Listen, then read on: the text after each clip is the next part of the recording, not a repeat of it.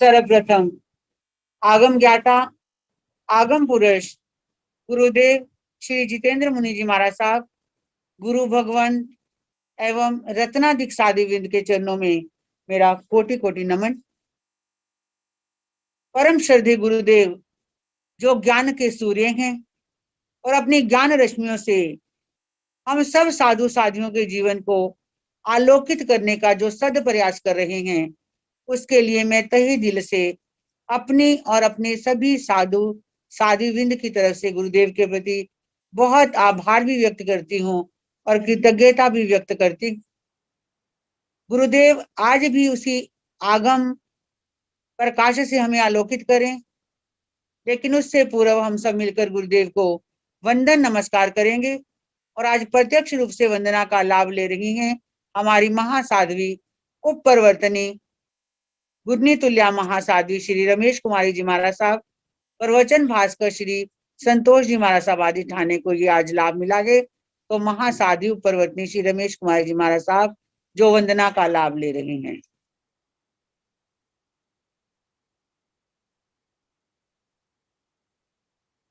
गुरुना unmute कर लीजिए, unmute कर लीजिए।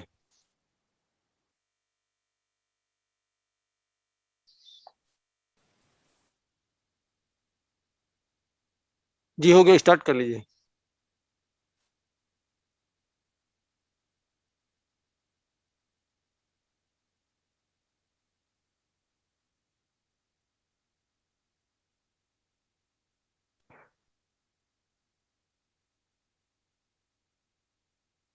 आवाज नहीं आ रहा है गुरुना आपका।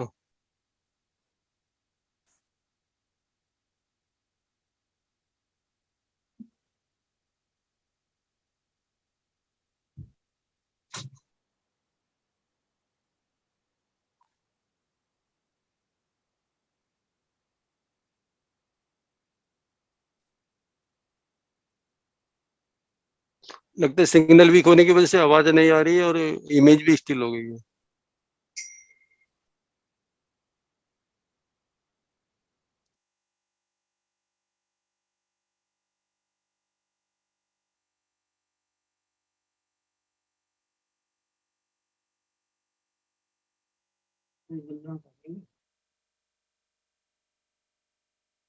हाँ, ये तब आगम ज्ञान की वाणी जो गुरुदेव हमें निरंतर प्रदान कर रहे हैं, ये आगम ज्ञान निर्विघ्नता से चलता रहे। हम इसी प्रकार गुरुदेव के ज्ञान से लाभान्वित होते रहे।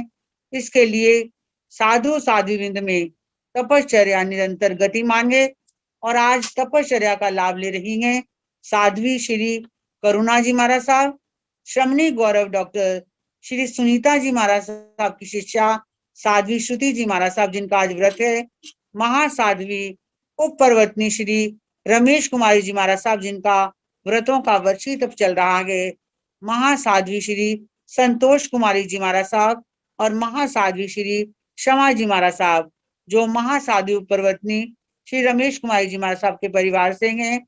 और इसके साथ साथ महासाध्वी श्री वीर कांता जी महाराज साहब के साध्वी परिवार की तरफ से भी तपश्चर्या चल रही है। मैं सभी तपस्या करने वाली हमारे साधुवृंद से बहुत बहुत सुख साता पूछती हूँ और गुरुदेव से निवेदन करती हूँ कि हे गुरुदेव, आप हमें ज्ञान का अमृत पिलाने का प्रयास करें। गुरुदेव आगम ज्ञाता श्री जितेंद्र मुनि जी महाराज साहब। नमो रिहंताण, नमो सिद्धाण, नमो आयुर्याण, नमो ओवध्यायान, नमो लोए सर्व साहुण, ऐसो पंच नमोकारो साव पाव सनो मंगलानंद संवेशी परमांग हवाई मंगलम।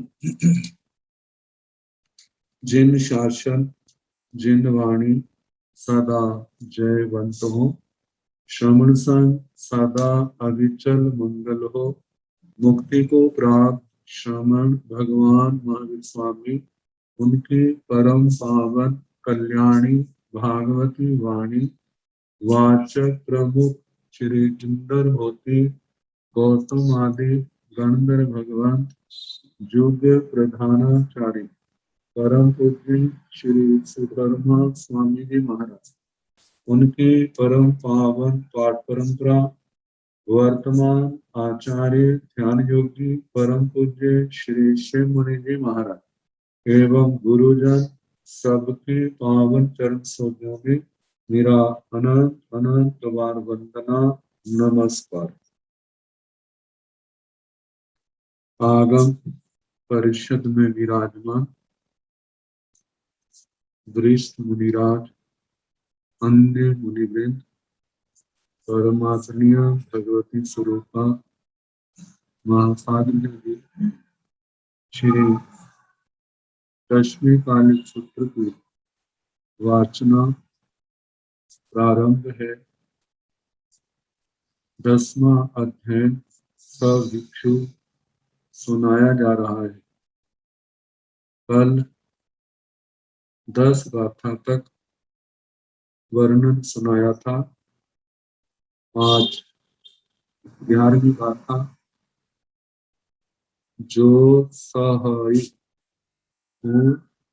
गाम कंटाए अकोस पहाड़ तजनाओ अकोस पहाड़ तजनाओ भय भैरव सब पहासे सम सुख दुख सहे जे भिक्षु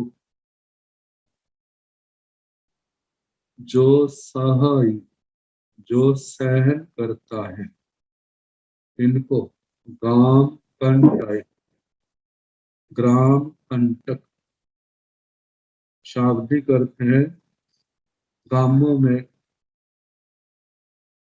गांवों के आसपास होने वाले वन जंगल आदि, वहां पर जो कांटे हैं, तिखे तिखे कांटे, ये तो शाब्दिक अर्थ है, लेकिन इस शब्द के द्वारा जिस अर्थ को कहा है वह है इंद्रियों को कांटों के समान चुभने वाले, दुख पैदा करने वाले, परिसय और उपसर्ग प्रतिकूल परिस्थितियां जो साधना के मार्ग पर आती हैं। अकोस पहाड़ तजनाओ, अकोस आक्रोश, कोई कोसता है, तुच्छ शब्दों से संबोधन करता है। पहाड़ प्रहार, डंडे आदि से प्रहार। तर्जनाओ, उंगली तर्जनी, उंगली खड़ी करके तर्जना, तुम ऐसे हो, तुम ऐसे हो, तुम ऐसे हो। रोष आदि के वश, घृणा के वश, सांप्रदायिक द्वेष के वश साधु को ऐसे व्यवहार का सामना करना पड़ता है।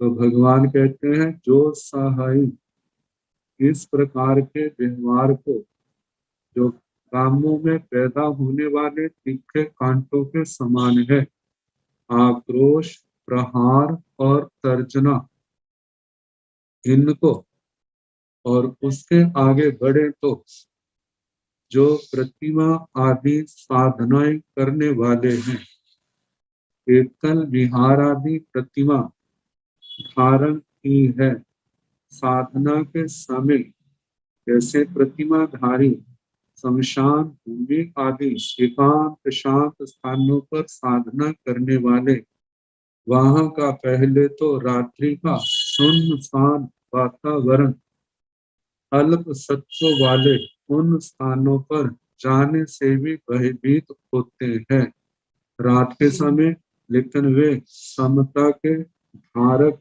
आराधक महासत्वशाली साधक ऐसे स्थानों पर जा करके साधना करते हैं।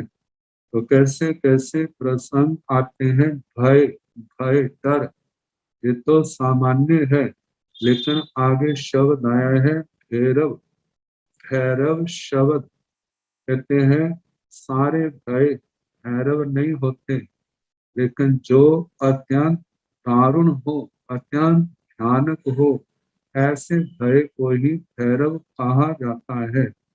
जैसे एकांत शांत स्थान, उन स्थानों में जैसे शून्य घर है, बाग है, वृक्षों के नीचे या शमशान भूमि आदि में व्यंतर जाति के द्वारा या दूसरे किसी पूर्व जन्म के विरुद्ध देवता के द्वारा जिसका कर्मों का आपस में लेन देन होता है, साधना से मार्ग से डराने के लिए अत्यंत भयानक रूप बना करके जोर जोर से अट्टहास करते हैं।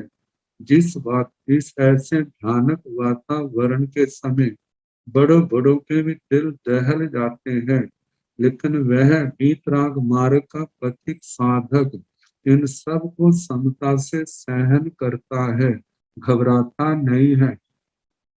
समता के अंदर, धर्म ज्ञान के अंदर रहने वाला इन सब को शांति से सहन करता है। इसके लिए कहा है साम सुह दुख सहेय जे भिक्खु। सुह दुह सहे, सुख और दुख को सहना। सुख आता है तो उसको भी शांति से सहना, उसके अंदर आसक्त नहीं होना। दुख सहे, दुख को भी समता से शांति से सहना। सुख दुख में दोनों ही भावों में सम बने रहना। जो दोनों ही भावों में सम रहता है, न किसी के प्रति राग है, न किसी के प्रति द्वेष है, ऐसे महासत्व साधक को ही सम सुख दुख सह इस विशेषण से संबोधित किया जाता है। जैसे कहा जाता है, चाहे कोई चंदन का लेप करे उसके प्रति राग नहीं, कोई डंडे आदि से प्रहार करे, कुल्हाड़े से काटे उसके प्रति द्वेष नहीं, कर्म के फल को समता से सहने वाले, ऐसे ही साधक जो हैं राग द्वेष की बेड़ियों को तोड़ करके, कर्मों के बंधनों को तोड़ करके केवल ज्ञान केवल दर्शन के भागी बनते हैं। साधना के क्षेत्र में साधना के ऊंचे शिखरों पर अपनी ध्वजा फहराते हैं। तो ऐसे महान सत्व साधक जो सुख दुख को सहने वाले और इन सुख दुख में समता रखने वाले, किसी के प्रति राग नहीं, किसी के प्रति द्वेष नहीं, ऐसे महासत्व जो साधक हैं, जो सभिक्षु, वो क्या है, वे भिक्षु है, वे सच्चे साधक हैं, वे निर्ग्रंथ मार्ग के पथिक, मोक्ष मार्ग के पथिक हैं। अब इसके आगे कहा है परिमा परिवज्जिया मसाणे नो आय भय भेरवाई दिस। कई प्रतियों में दियस, लेकिन दिस प्रत्यय जो है, दिस जो शब्द है ये ज्यादा उपयुक्त है।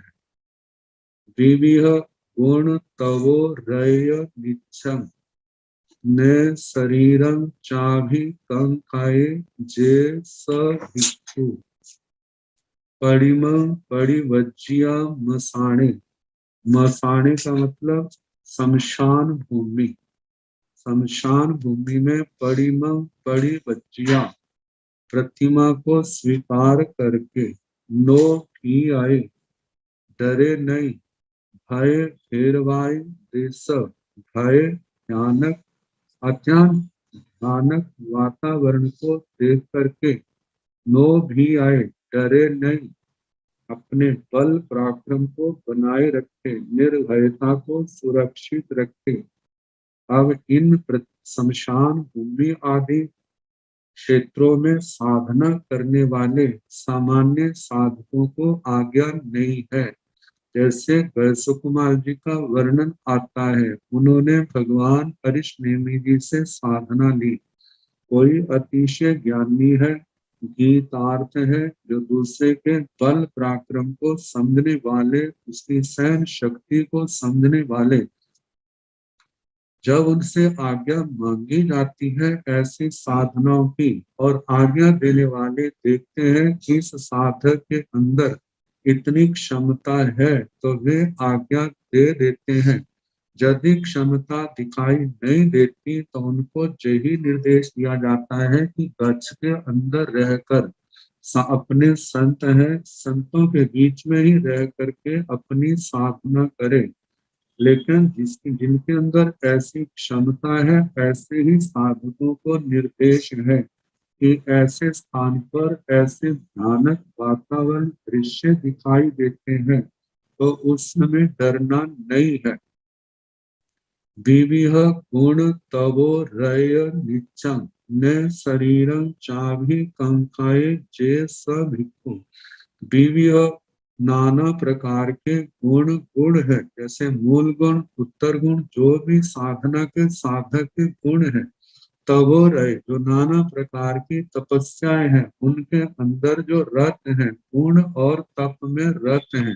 और मतलब और निच्चम, निच्चम का मतलब सदा नित्य ज्ञान, गुण और ज्ञान दर्शन चारित्र तप की साधना में रत है। न शरीरम चाभि कंकाये जैसा भिक्खु, जो अपने शरीर की भी चाहना नहीं करता, इच्छा नहीं करता, मतलब शरीर के प्रति कोई आसक्ति नहीं है। जब अपनी प्रतिमा आदि साधनाएं ली है तो उसका लक्ष्य ये है, मैंने साधना संपूर्ण करनी है। इसके अंदर यदि मेरा शरीर भी चला जाता है तो उसकी चिंता नहीं, क्योंकि शरीर का समापन तो तभी होगा यदि मेरा आयु कर्म समाप्त होगा। मतलब कर्म सिद्धांत के ऊपर इतना दृढ़ विश्वास आ गया है कि मुझे जो साधना करनी है, इन परिसर उपसर्गों को सहना नहीं है। अपने शरीर से निरपेक्ष हो गया है, शरीर के प्रति जो आसक्ति है उसको छोड़ दिया है। तो जो अपने शरीर के प्रति इस आसक्ति को छोड़ते हैं वही ऐसे आत्माएं ऐसी और साधनाएं करने में सफल होते हैं। तो कहा, जो इस शरीर की ममता से ऊपर उठे हैं ऐसे महासाधक की क्या है, सभिक्खु, वे भिक्षु है।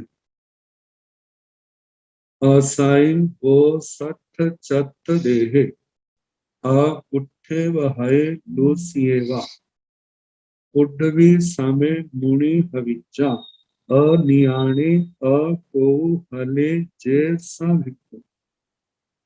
साधना के बड़े ऊंची श्रेणी के साधकों के आचरण का वर्णन आ रहा है। वर्तमान में देखें तो ऐसे महासत्व साधक भी हो सकते हैं, लेकिन ऐसे साधकों का हमें सदा साधकों के प्रति अभिनंदन की भावना होनी चाहिए और ऐसी साधना का आदर्श अपने सामने रखना चाहिए। भावना भानी चाहिए कि हमारी भी ऐसी साधना हो। लेकिन जब तक ऐसी क्षमता नहीं आती तब तक गच्छ में ही रह करके अपनी साधना करें, जिसमें ज्ञान दर्शन चारित्र तप इनकी निर्मलता है, यथा संभव जितनी हो वो ज्यादा से ज्यादा की जाए। तो आगे फिर बताया जा रहा है कि असाइन, असाइन का मतलब अनेक बार, वो सठ चत देह व्युत श्रेष्ठ त्यक्त देह है। मतलब अपने शरीर के प्रति व्युत श्रेष्ठ त्यक्त, ये दो शब्द आए हैं, दोनों ही त्याग अर्थ में आते हैं। जिन्होंने अपने देह को व्युत श्रेष्ठ किया है, जिन्होंने अपने देह को छोड़ दिया है।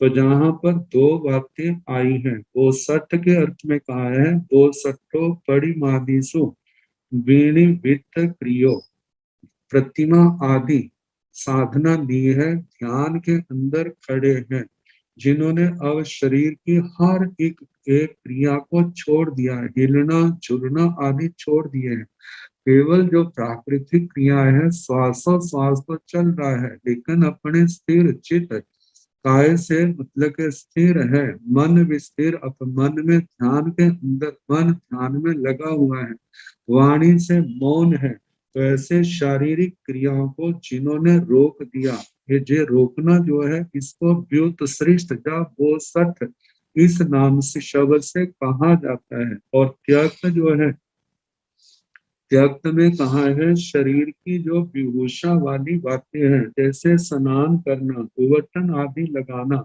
अपने शरीर की विभूषा करना, ऐसी क्रियाओं से जो रहित है, ऐसे ऐसे जो साधक साधु साध्वियां हैं, वे क्या है, त्यक्त देह हैं, जिन्होंने प्रतिमा के समय, साधना के समय, ध्यान के समय जिन्होंने शारीरिक क्रियाओं को छोड़ दिया है, वे व्युत्श्रेष्ठ शब्द से कहे जाते हैं। व्युत्श्रेष्ठ देह।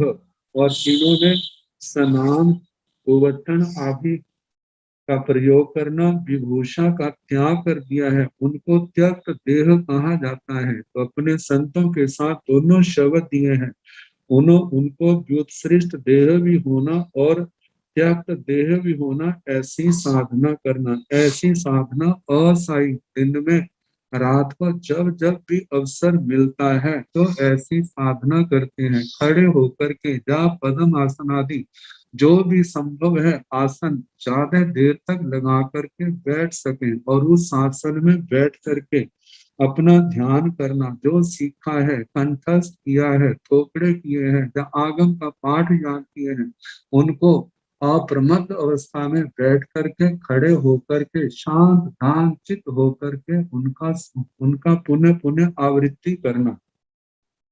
तो कहा इस प्रकार अनेक बात व्युत्श्रेष्ठ त्यक्त देह है ऐसे होना। 12वां प्रतिमा आदि ध्यान आदि की साधना, और उसमें भी श्रृंगार शोभा आदि से रहित होना। अकुट्ठेव हय लुसेवा, वो साधना के समय कोई अकुट्ठे का मतलब आकृष्ट, कोई कोसता है, हयवा कोई डंडे आदि से कोई अज्ञानी व्यक्ति प्रहार करे, लूसिएवा या शस्त्र आदि से उसको शरीर को क्षत विक्षत कर देता है, जिससे रक्त आदि बहने लग जाता है। तो कहा ऐसी अवस्थाओं में मुनि को कैसा होना। पृथ्वी समय मुनि हविचा, पृथ्वी को ऐसे होना जैसे पृथ्वी, उस साधक को, उस मुनि को, साधु साध्वी को ऐसी समता रखनी। दृष्टांत दिया है पृथ्वी के समान, इस धरती के समान, जो भी है जैसे धरती सब कुछ सहती है, ऐसे मुनि भी जो है साधना काल में, इस साधु पर्याय में जो भी अनुकूल प्रतिकूल परिसर आते हैं, उन सबको समता से सहने का प्रयास अभ्यास करे। पृथ्वी के समान मुनि होवे, अनियाणे अको हल्ले जैसा भिक्खु, जो निदान से रहित है, किसी प्रकार का कोई निदान नहीं करता, रोष के कारण से या आसक्ति के कारण से, किसी भी द्वेष को, किसी भी कषाय के वश होकर के जिसने कोई निदान नहीं किया, केवल एक भावना है, मेरे कर्म बंधन जो है वो रुके और पूर्व के बंधन कट जाए, और मुझे मेरा लक्ष्य जो है सिद्ध गति को प्राप्त करना, इस जन्म मरण की श्रृंखला को तोड़ना, इस चारों गतियों के संसार को पार करके सिद्ध गति को प्राप्त करना, केवल इसी भावना से संयम और तप के जीवन को स्वीकार किया है। इसी भावना को लेकर के संयम के मार्ग में आगे बढ़ रहा है। अकौतूहल, जिसके जीवन में किसी प्रकार का कुतूहल प्रियपना नहीं है, कोई भी ऐसे कौतुक आदि कार्य नहीं करता, नृत्य आदि में अभिरुचि रुचि नहीं रखता, जो ऐसा है जे भिक्षु व भिक्षु है।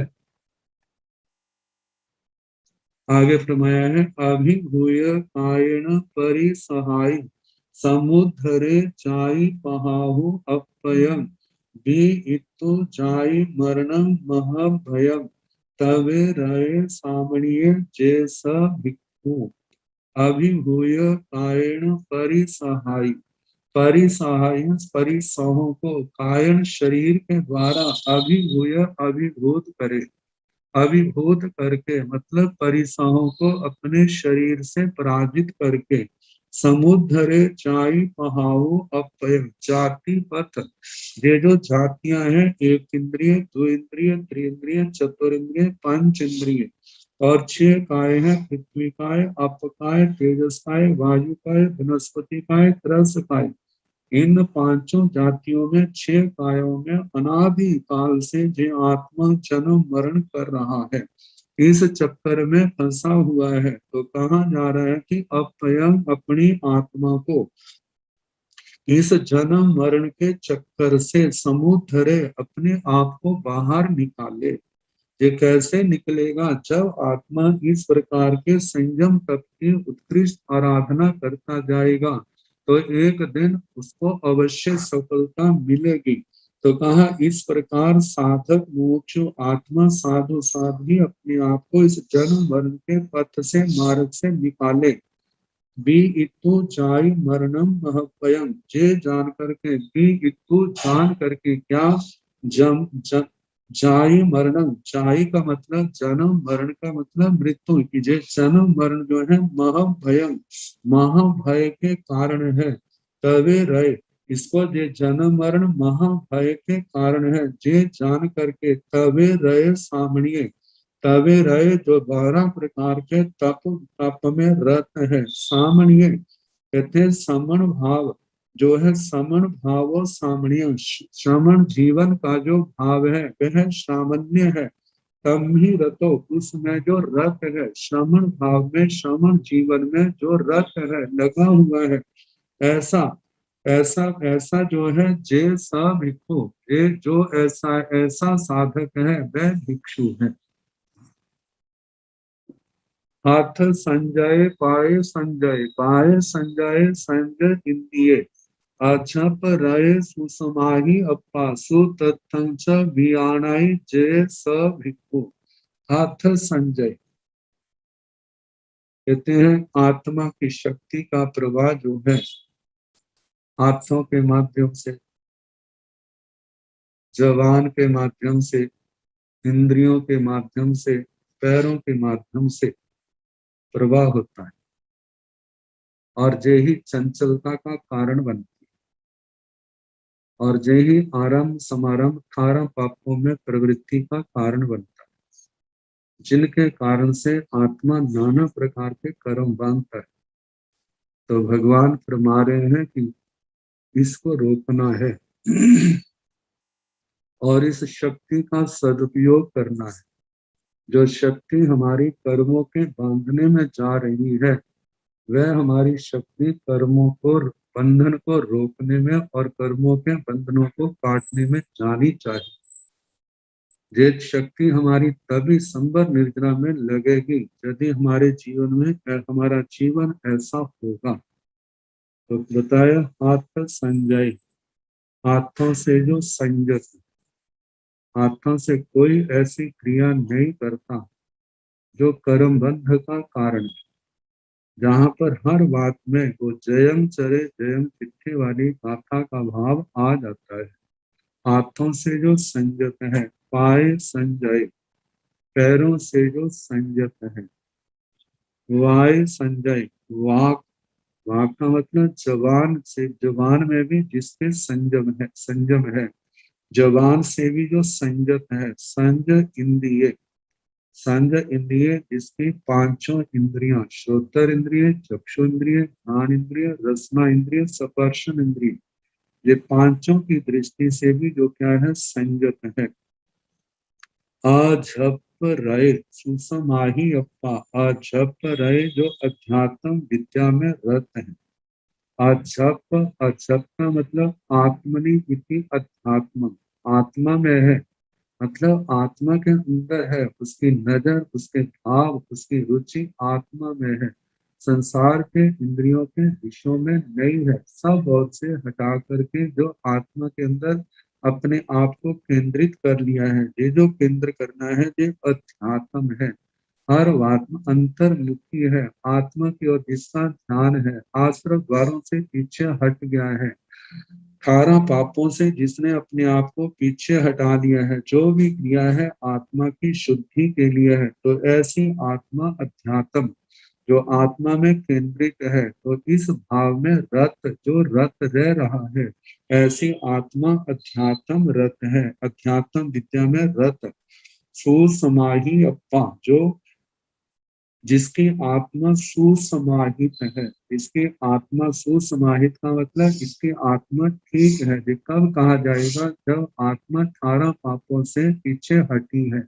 ज्ञान दर्शन चरित्र की आराधना में जिसने अपने आप को लगाया है, तप में अपने आप को लगाया है, उसी की आत्मा को सुसमाहित आत्मा कहा जाएगा कि अच्छी प्रकार से अच्छे स्थान पर टिकी हुई है। और ऐसी अवस्था ही आत्मा को सच्ची समाधि की ओर ले जाने वाली है।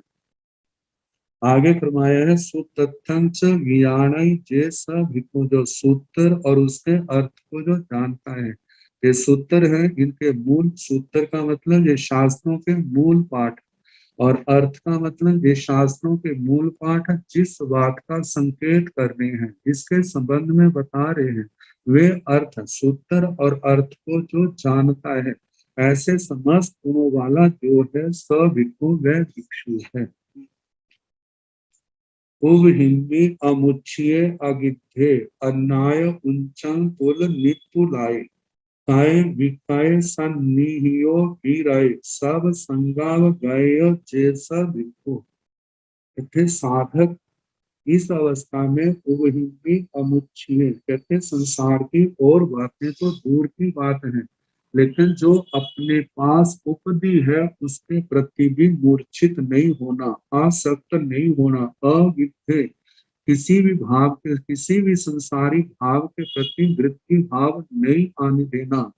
आत्मा जो है मुमुक्षु है, मोक्ष मार्ग का पथिक है, कर्मों के बंधनों से मुक्त होना है, इन संसार की समस्त आसक्तियों से ऊपर उठना है, और देह के निर्वाह के लिए मेरा संयम निर्दोष फले। इसलिए अन्याय उच्चम, अज्ञात उच्च मतलब है अज्ञात कुलों की गोचरी करना। कुल निपुलाय, इसकी संस्कृत छाया की है पुलाक, निष्पुलाक है। पुलाक जो होता है उसको निस्सार कहा जाता है। जैसे पुलाक लब्धि वाले, जिन्होंने लब्धि का प्रयोग करके अपने अपने संयम को, अपनी साधना को कैसा बना लिया है। जैसे जिस पुलाक पराल जिसमें से धान निकाल दिया है, केवल घास मात्र रह गया, वो जैसे निसार है, ऐसे जिसका चरित्र निसार है, तो कहा निष्पुलाक। इस पुलाक से निकल, इस भाव से हमें निकल करके कैसा बनना? निष्पुलाक। निष्पुलाक में पुलाक भाव से रहित बनना। वैसे हमारा जो चरित्र है उसमें किसी प्रकार के दोष ना हो। यदि दोष है भी तो उसको आलोचना, निंदना, प्रायश्चित के द्वारा उनका शुद्धिकरण करके साधना के मार्ग में आगे बढ़ना। आगे बताया है कि दुनिया वालों के जो काम है, काय विकाय सन्निहियो विरय, जो क्रय का मतलब खरीदना, विकाय का मतलब बेचना, सन्निहियो का मतलब, सन्निहि का मतलब संग्रह करना।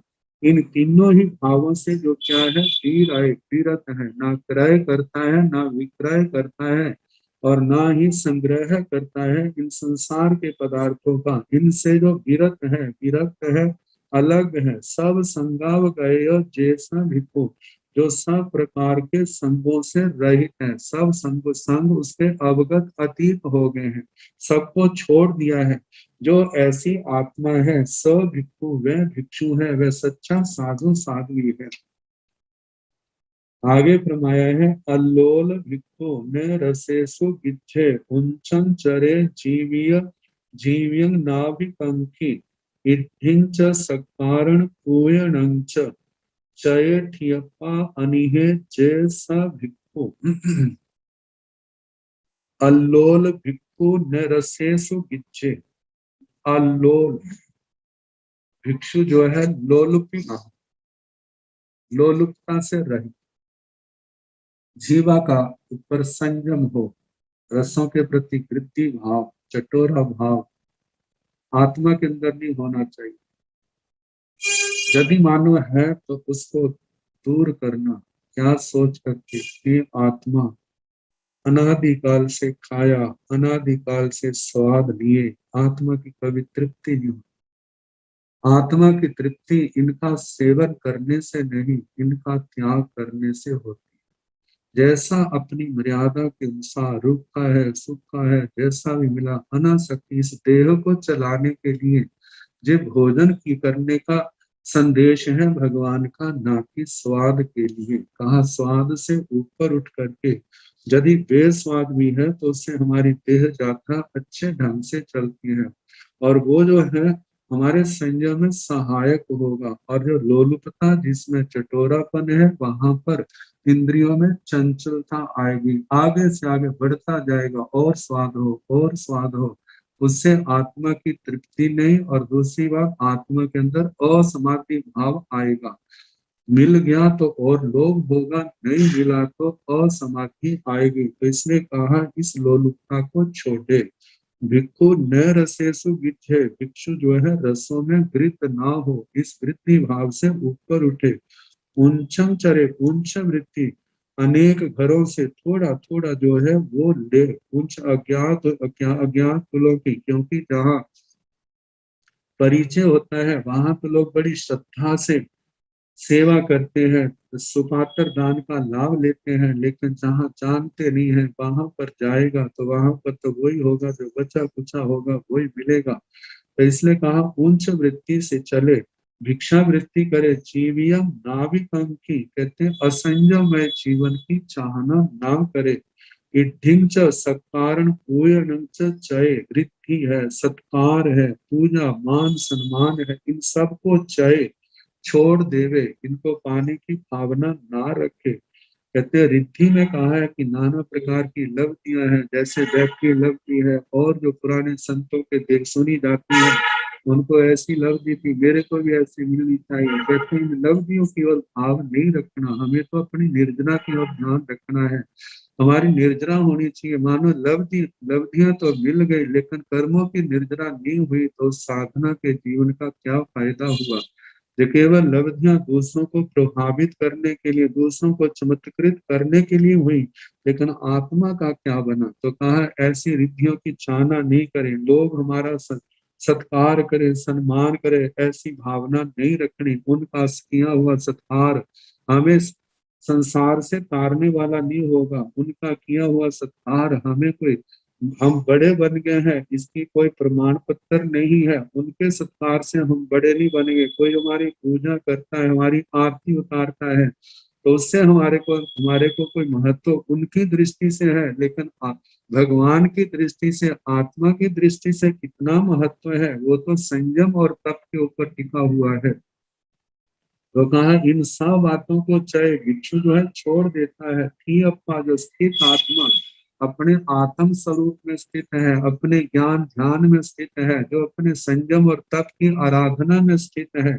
अनीह, अनीह का एक अर्थ है निष्प्रिय, इहा स्प्रिय, अनीह, अनीह का मतलब निष्प्रिय, और किसी प्रकार की कोई चाहना नहीं है। दूसरा कहा है छल से रहित, कि साधक के जीवन में छल नहीं होना चाहिए, सरलता साधु का भूषण है। तो कहा किसी प्रकार का छिपाव नहीं, तो इस प्रकार निष्प्रिय हो, छल से रहित है, जो जे स भिक्षु वह भिक्षु है, वह सच्चा साधु साध्वी। आगे फरमाया मैं परम वैज्ञासी अयं कुशीले जैनम च उपीज नतम वैचा,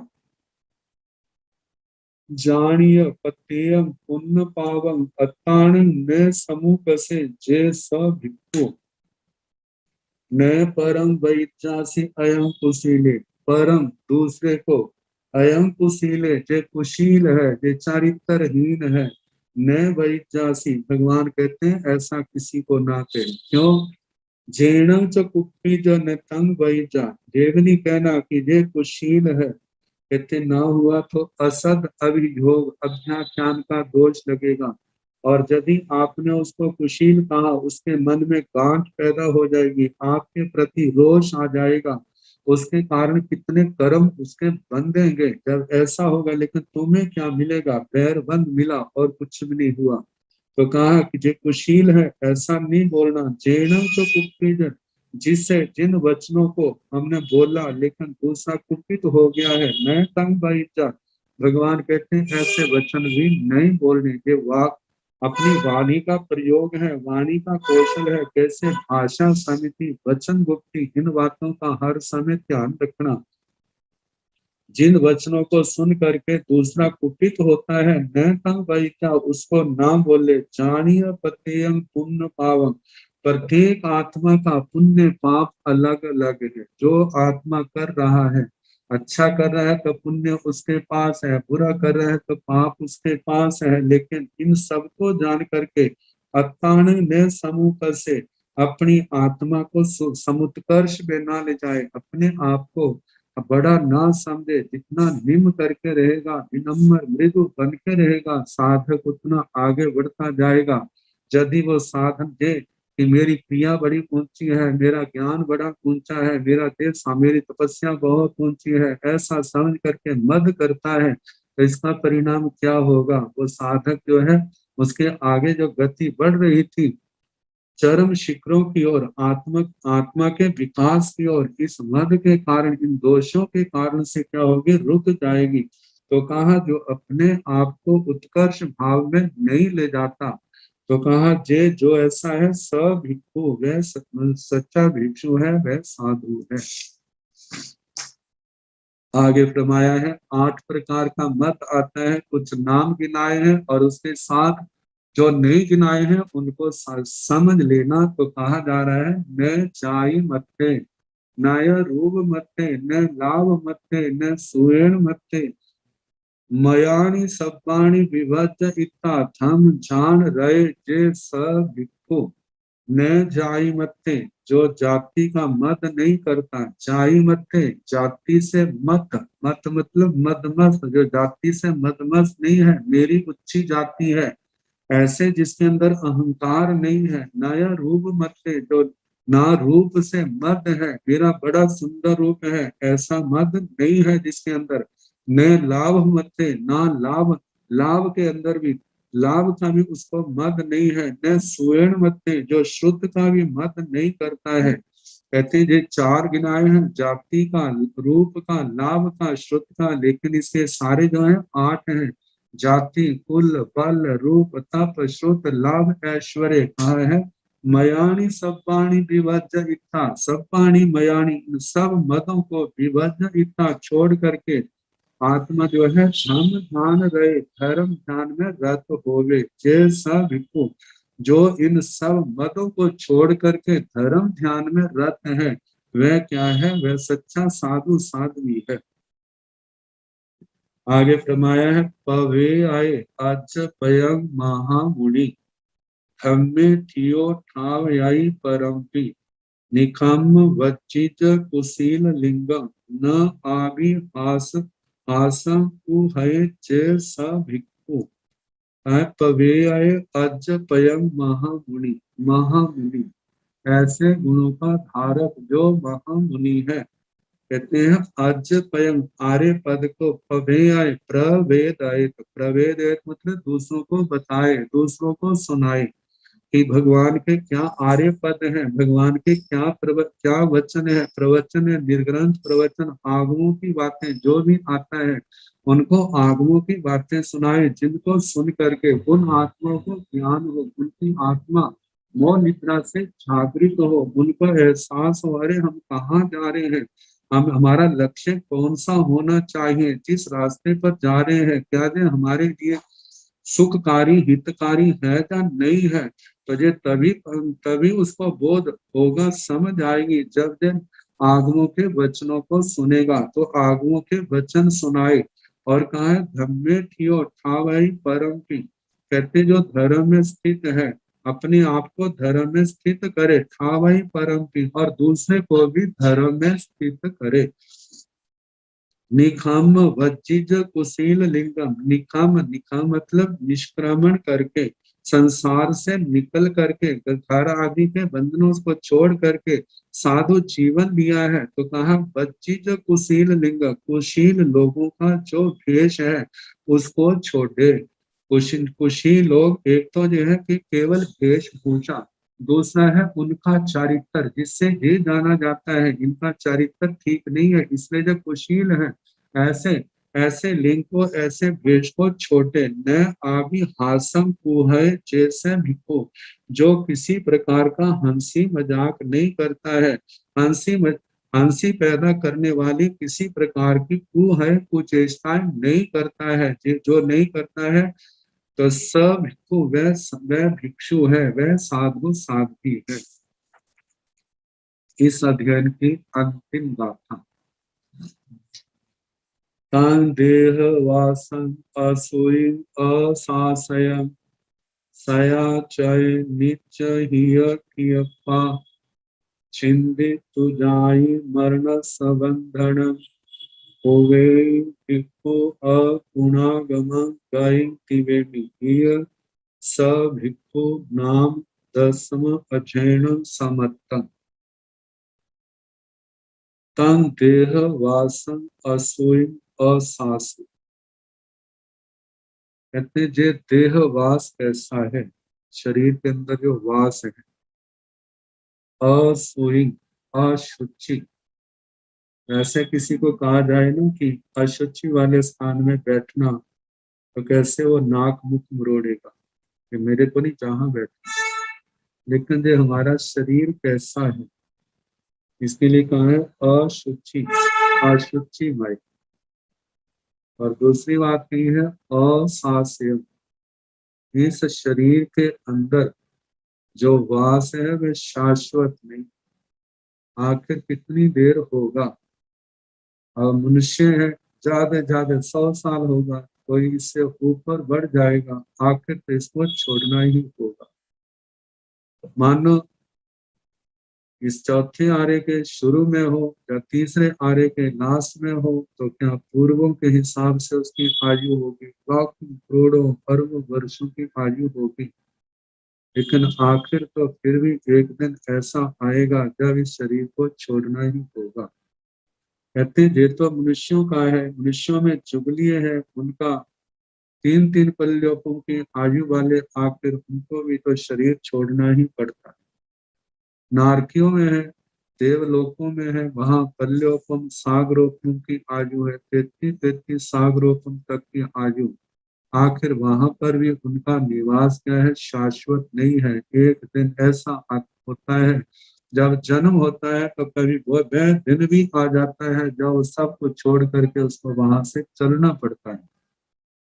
तो कहा जी हमारा जो देह वास है ये कैसा, पहली तो बात कही असुई अशुचि है, ये द्वितीय के एक वचन है, क्योंकि इनको छोड़ने के बारे में कहा जाएगा। तो कहा पहला तो अशुचिमय है, दूसरा है ये शाश्वत सदा रहने वाला वास नहीं है। फिर आगे कहा कि सया चय, सया का मतलब सदा, चय का मतलब छोड़ दे, इस देह वास को छोड़ दे। इसका मतलब ये नहीं है कि हम आत्महत्या कर लें, इसका मतलब ये है कि हम जहाँ पर इसके प्रति जो आसक्ति है उसको हम छोड़ करके अपने धर्म ध्यान में, संयम तप में अपने आप को बढ़ाएं। और जो जिन गुणों का वर्णन किया जा रहा है, कहते हैं ये तो उस समय का है जिस समय आत्मा चरम साधना के चरम शिखरों पर पहुंच गई है। तो कहा है निच हिय ठियप्पा। निच मतलब सदा, हिय हित में, हित किसमें है, सम्यक ज्ञान, सम्यक दर्शन, सम्यक चारित्र, सम्यक तप। इनमें 5 प्रकार का आचार है। जो भी चारित्र गुण, ज्ञान दर्शन चारित्र तप आदि के गुण आगम के अंदर कहे, दशमी कालिक सूत्र के अंदर कहे और आगमों के अंदर है, ये क्या है, एकांत हितकारी है। इनमें ठी अप्पा स्थित है आत्मा जिनकी। ऐसा साधक जो है इस अशुचिमय अशाश्वत देहवास को छोड़ दे। जब ये पढ़ते हैं तो वो बात याद आ जाती है जिस समय भगवान के चरणों में देवता आया था, भगवान को छींक आई थी तो उन्हें कहा था मर जाओ। जब राजा श्रेणी को आई तो कहा जीते रहो। कसाई काल कसाई को कहा तो उसको छींक आई तो कहा ना जियो ना मरो। अभय कुमार को आई तो उनके लिए कहा कि चाहे जियो चाहे मरो। तो जब इस बात का रहस्य खुला तो वहां पर ये बात आई, भगवान ने कहा कि मेरे इस देवता का कहने का मतलब था आप संसार, आपने केवल ज्ञान केवल दर्शन पा लिया है, संसार को तर गए हैं, आप जितनी जल्दी हो सकता है अब आप सिद्ध गति को प्राप्त करें। तो कहा ऐसे ही साधना के ऊंचे शिखरों पर आ गए हैं जिनके घनघाती कर्म टूट गए हैं, तो कहा जाता है, तो फिर उसके बाद इस असुइन अशासन, इस अशुचि में अशाश्वत देह को छोड़ने की बात आती है। और इसके साथ ये भी है कि जिस समय ये देखा जाए, जो सदा अपने हित में आत्मा को जिसने स्थित रखा है, इस देह के द्वारा जब तक ये संयम तप की शुद्ध आराधना होती है तब तक करे। जब देखे अब इसकी आराधना सम्यक आराधना नहीं हो रही, तो समाधि पूर्वक इस देह को छोड़ दे। आगे फरमाया है, चिन्हित तो जाई मरणस बंधनम, जाई मरणस बंधनम, जन्म और मरण के बंधन का छेदन करके, जाई मरणस बंधनम, जन्म और मरण के बंधन का चिन्हित तो छेदन करके, ओवे भिक्षु अपुनागम गई। भिक्षु जो है अपुनागम अपुनरागम, अपुनरागम जहाँ से पुनः आगम संसार में नहीं होता, ऐसी गई गति सिद्ध गति को उभई भिक्खु भिक्षु उभई प्राप्त करता है। मतलब ऐसे चारित्र की आराधना करने वाला साधक जो है अपुनरागम गति सिद्ध गति को उभई प्राप्त होता है। आचार्य भगवान फरमाते हैं, इस अध्ययन का जैसा अर्थ मैंने सुना था उसी के अनुसार आपको सुनाया, मैंने अपनी ओर से कुछ भी नहीं सुनाया। आचार्य श्री शंभु स्वामी जी मणक मुनि को कह रहे हैं कि गुरु परंपरा से मैंने अपने गुरुओं से जैसा सुना वो आपको सुनाया है। भगवान सर्वज्ञ सर्वदर्शी थे, हमारे गुरुओं के पास ये पावन वाणी आई है। ये अरिहंत, जब भगवान महावीर स्वामी अरिहंत दशा में थे उस समय उन्होंने कही थी, वो गंध भगवंतों ने जिसको द्वादशांगी वाणी के रूप में ग्रथित किया, वो ही द्वादशांगी वाणी उस समय तक पूर्ण चल रही थी। तो कहा उसी में से आपको सुनाया है, हमने अपनी ओर से नहीं सुनाया। शतमस्तों की अपेक्षा से सर्वज्ञ अरिहंत भगवंतों की वाणी जो है पूर्ण प्रमाणिक होती है। शतमस्त की रचना में भूल हो सकती है, लेकिन केवली भगवान की रचना में कोई भूल नहीं होती।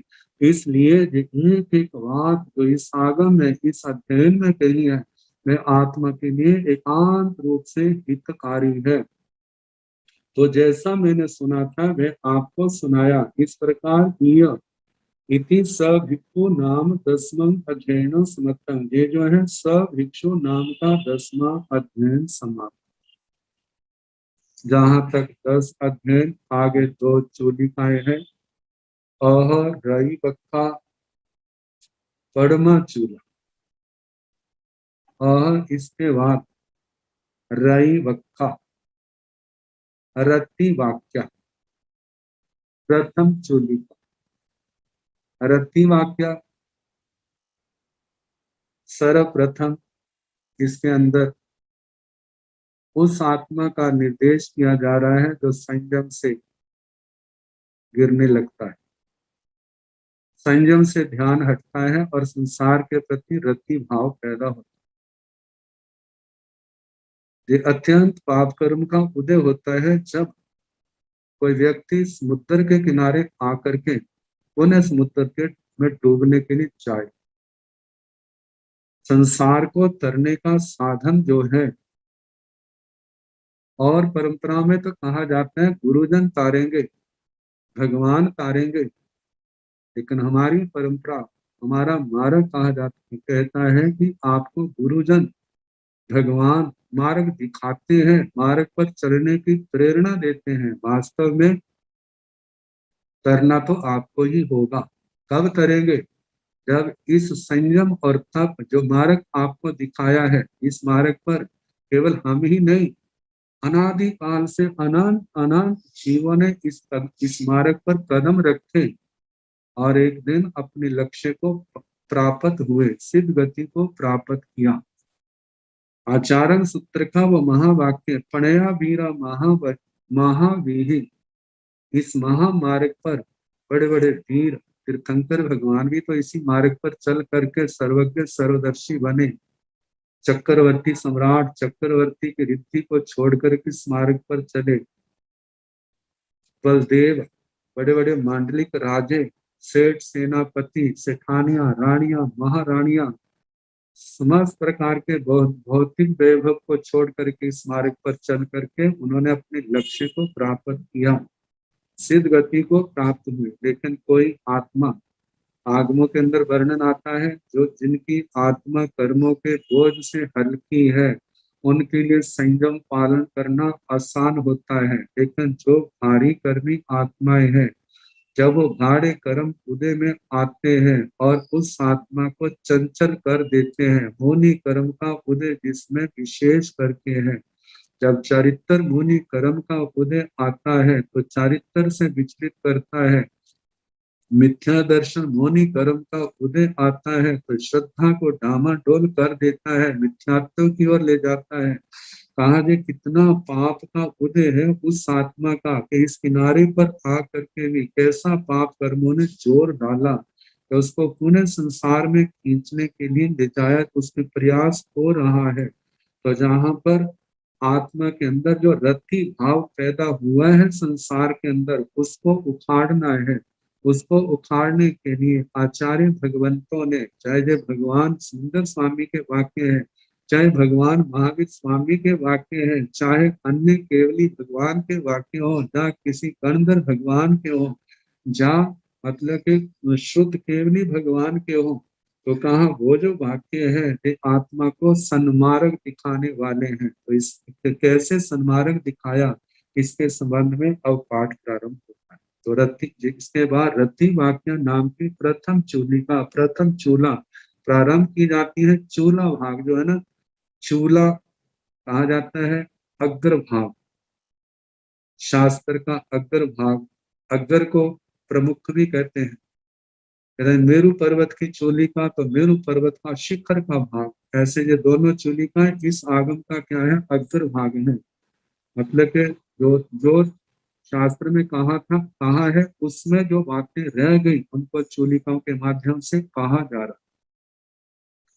तो इह खलु हो पवयेण ओपन्न दुखेण संजमे अराई समावन चित्तेण ओहानुपेहिण अणोहायेण चेव हायरसी गयंकुश ओए पड़ागा भूयाई ईमाई 18 ठाणाई सम्मम संपड़ी लेही अपाई भवंती।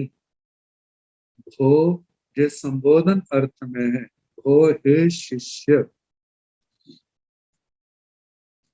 यह इस अध्ययन में, इस जिन शासन में, निर्ग्रंथ प्रवचन पवयेण प्रव्रजित, प्रव्रजित जो दीक्षित है, साधु साध्वी के रूप, उत्पन्न दुखेण जब कभी बहुत प्रगाढ़ दुख आ जाए, जैसे आप सुनते हैं मेघ कुमार जी का वर्णन, पहली रात को ही जो परिचय आया और उससे उनका मन कितना अस्थिर चित्त हो गया, कितने त्याग विराग से बना था, राज्य के प्रलोभन को छुड़ा दिया। माँ की वो अवस्था जब उस बेटे ने कहा था मैंने दीक्षा की आज्ञा दो, कैसे माँ आहत हुई, कैसे वह मूर्छित हुई, होश आने पर कैसे विलाप करने लगी, वो स्थितियां मेघ कुमार के मन को डामाडोल नहीं कर सकी। जो त्याग संयम के भाव थे वहां डामाडोल नहीं कर सकी। राजा की ओर से इतना प्रलोभन दिया, संयम के कितने कष्ट बताए, वहां पर उसका मन डामाडोल नहीं हुआ। कितने त्याग विराग से दीक्षा ली, लेकिन जब पहली रात और उस समय वो वातावरण जब उनके अनुकूल नहीं बैठा, कितनी आत्मा आहत हुई, मन में भाव आया मेरे से ऐसे संयम नहीं पलेगा, मैं सुबह अपने उपकरण भगवान को सौंप करके वापिस घर चला जाऊंगा। जब वो सुबह भगवान के चरणों में गए हैं, वंदना की, कुछ बोलने को थे तो उससे पहले ही भगवान ने सारी रात की जो घटना थी वो सुना दी और पूछा कि मैं क्या जे ठीक है, कहते हाँ भगवान, फिर भगवान ने पूर्व जन्म की उसकी गाथा सुनाई। मेरु प्रभ था, जहाँ पर 6 दांतों वाला हाथी था। कैसे कैसे गर्मी के कारण अग्नि के कारण कैसे प्राण बचाने के लिए भागे हैं, कितनी भूख प्यास सहनी पड़ी, कैसे उस कीचड़ के अंदर फंस गए हैं, कैसे उसने जो उसका विरोधी हाथी था उसके द्वारा कैसे प्रताड़ित किया, कैसे उसके शरीर को छलनी छलनी बना दिया, कितनी वेदना, 7 दिन तक महावेदना भोगी। वहां से काल करके कैसे वो मेरु प्रभ के रूप में गंगा नदी के किनारे विंध्याचल आदि जो भी नाम आते हैं वहां पर कैसे वो मेरु प्रभ 4 दांतों वाले हाथी बने। वो सारी जीवन गाथा, और कैसे जब जाति स्मरण ज्ञान हुआ है अपनी रक्षा के लिए कैसे उन्होंने मांडला बनाया है।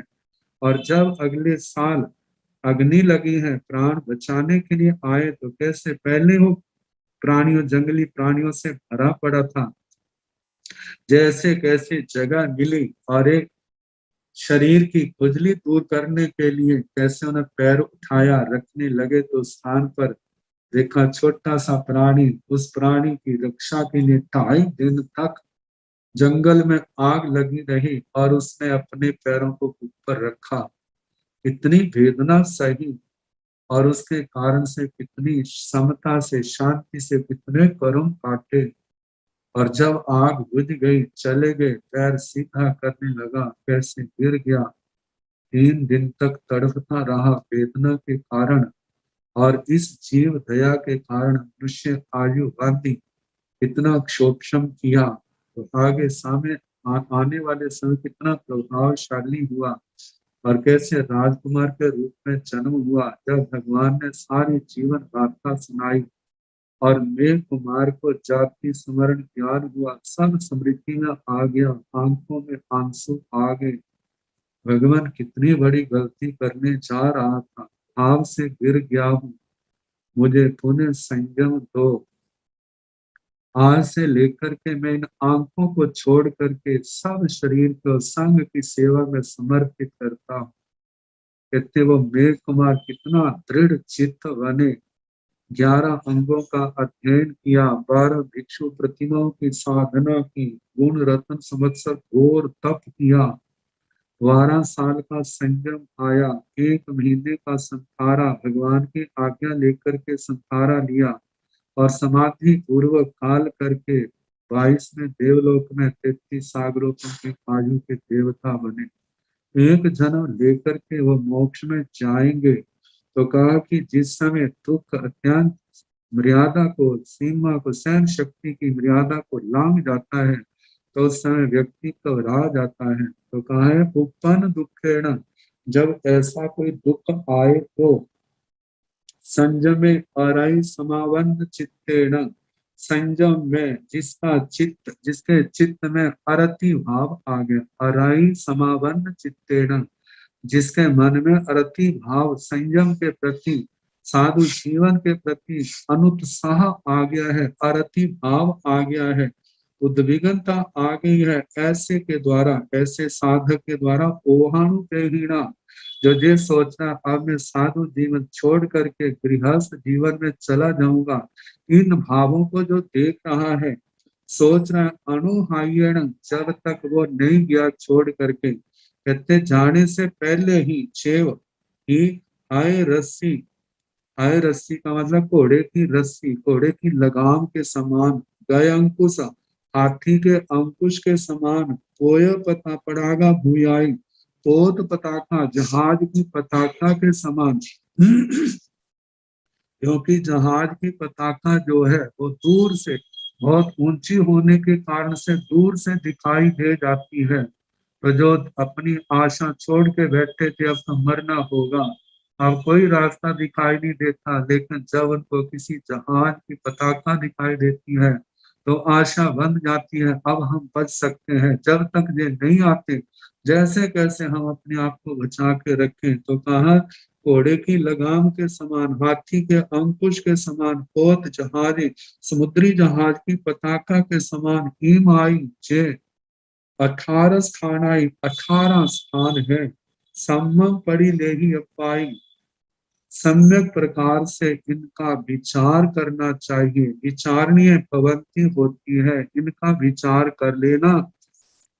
विचार करोगे तुम्हें रास्ता जरूर मिलेगा।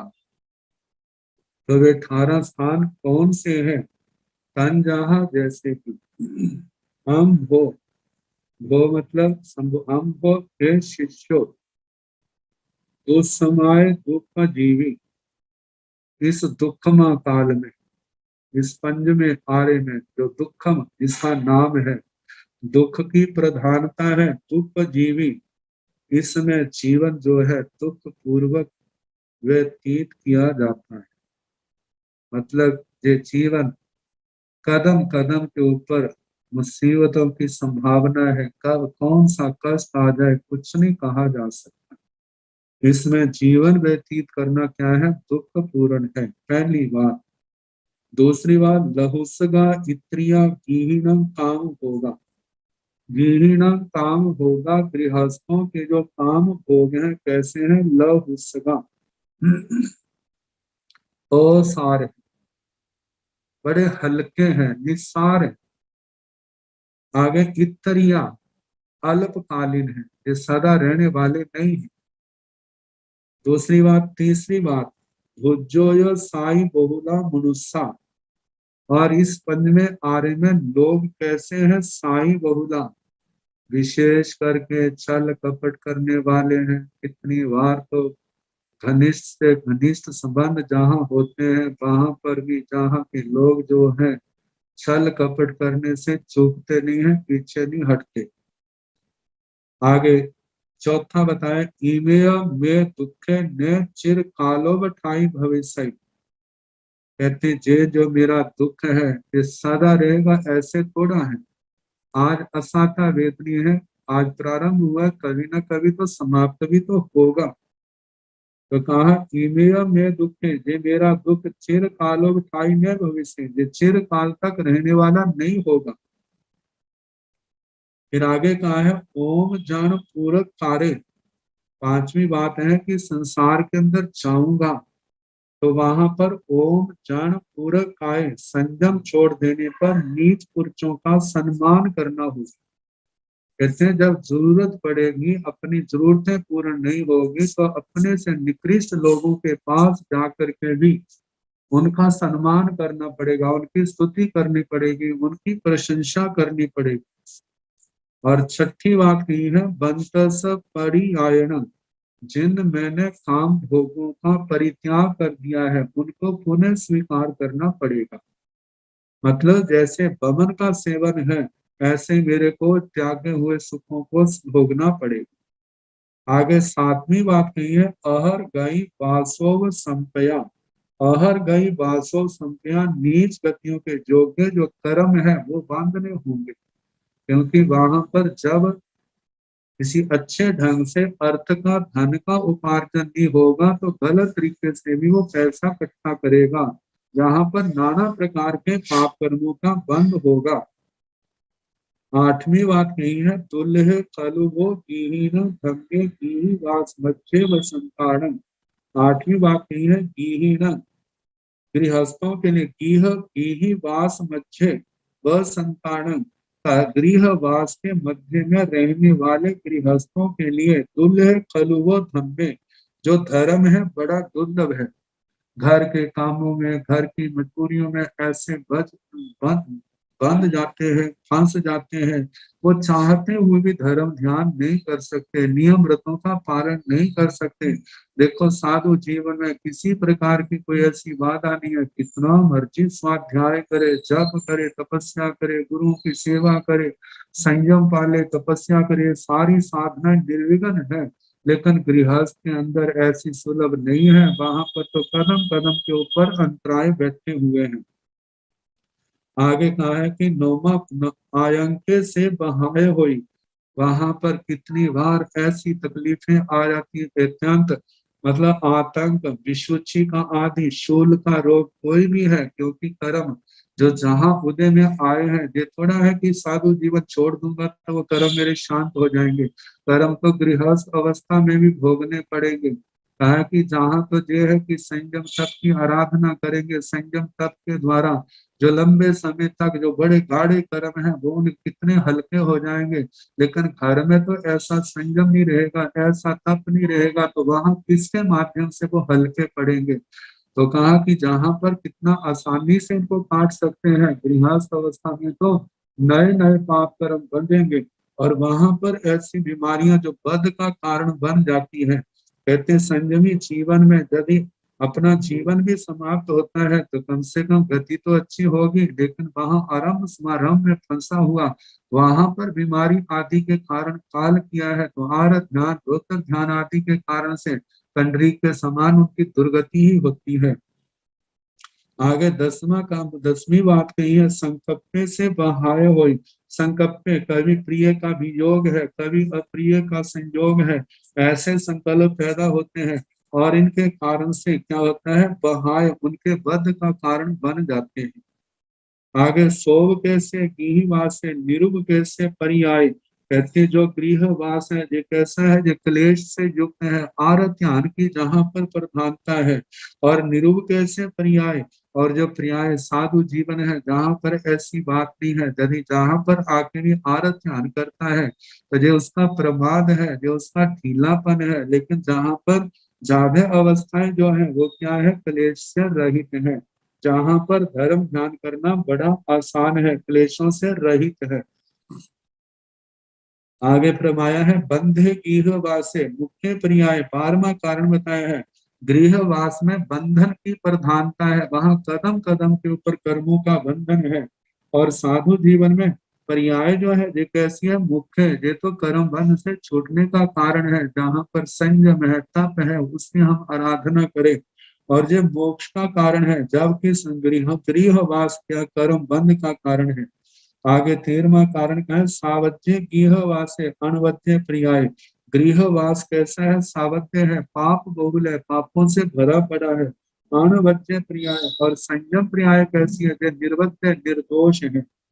बहु सहारना गृहिणी काम होगा। कहते गृहस्थों के काम हो गए, देखो साधारण लोगों को मिले हुए होते हैं, चाहे किसी को कितने भी सुख क्यों ना मिले हुए हो, लेकिन इनसे आत्मा की तृप्ति थोड़े होती है, इनसे तो तृष्णा बढ़ती जाती है, लालसा बढ़ती जाती है, आरंभ समारंभ बढ़ता जाएगा और उसके बाद कर्म का बंधन बढ़ेगा। आखिर क्या होगा, आत्मा को दुर्गतियों का मेहमान बनना पड़ेगा।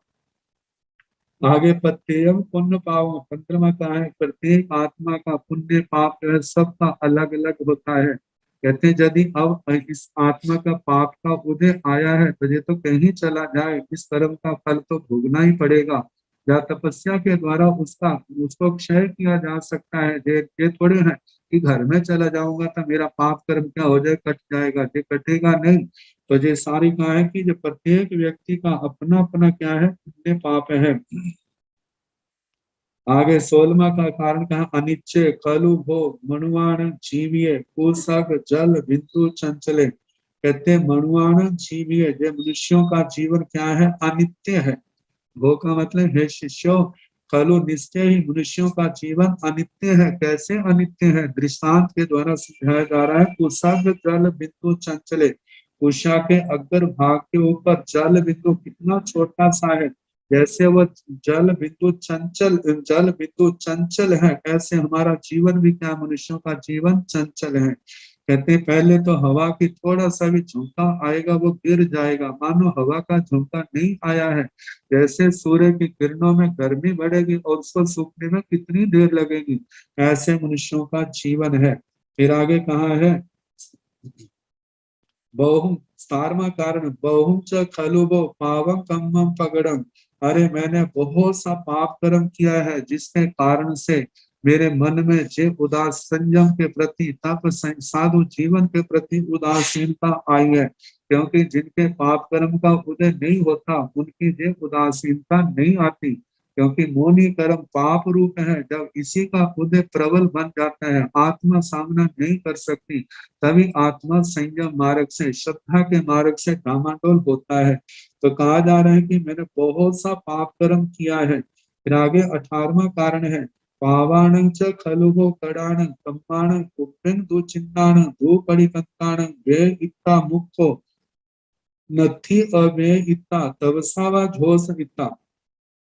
भो हरे, हे शिष्यो, पावाणं च कडाणं कम्माणं, जो कृत पाप कर्म है। पावाण पाप कैसे हैं, कडाण कृत जो आत्मा ने किए हैं, कम्माण ऐसे कर्म जो आत्मा के द्वारा किए गए पाप कर्म है। उब्बिंग दुचिन्नाण पूर्व जन्मों में, पूर्व अवस्था में दुष्चीर्ण है, दुष्ट अध्यवसायों से जिनका आचरण किया गया। दो कड़ी कंतान, अब उनसे पीछे नहीं हटा जाता। तो कहा जाता है कि उस समय तो प्रतिक्रमण नहीं किया, उस समय पश्चाताप नहीं किया, नहीं करने के कारण से जो कर्म वैसे के वैसे आत्मा में बन गए हैं। कहते हैं इन कर्मों का वे इतना मुक्त हो, भोग करके ही मोक्ष होगा। इन कर्मों से छुटकारा कब, जब तक भोगेंगे तो नहीं होगा।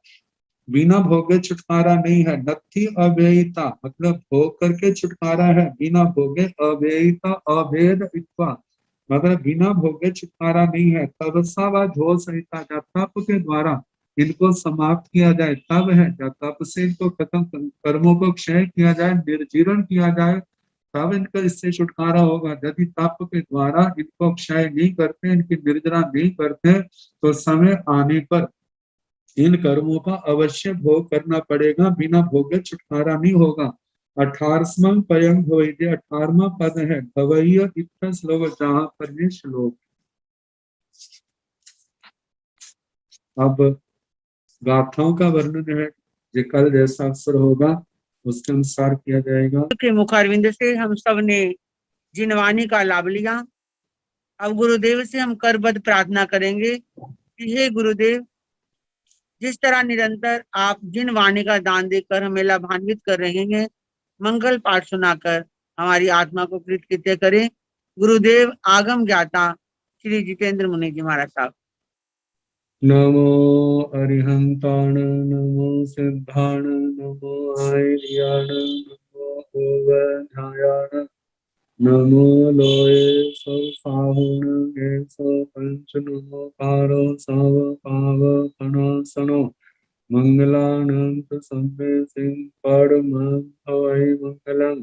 श्री चतारि मंगलम, हरिहंता मंगलम, सिद्धा मंगलम, साहु मंगलम, केवली पुनाथ धम्मो मंगलम। चतारि लोकोत्तमा, अरिहंता लोकोत्तमा, सिद्धा लोकोत्तमा, साहु लोकोत्तमा, केवली पुनाथ धम्मो लोकोत्तमो। चतारि शरणं प्रवक्ष्यामि, अरिहन्ते शरणं प्रवक्ष्यामि, सिद्धे शरणं प्रवक्ष्यामि, साहु शरणं प्रवक्ष्यामि, केवली पुनाथ धम्मो शरणं प्रवक्ष्यामि। चार शरणे, सुख करने, दुख करने, मंगल करने और शरणा नहीं कोई, जो भव प्राणी आश्रय अक्षय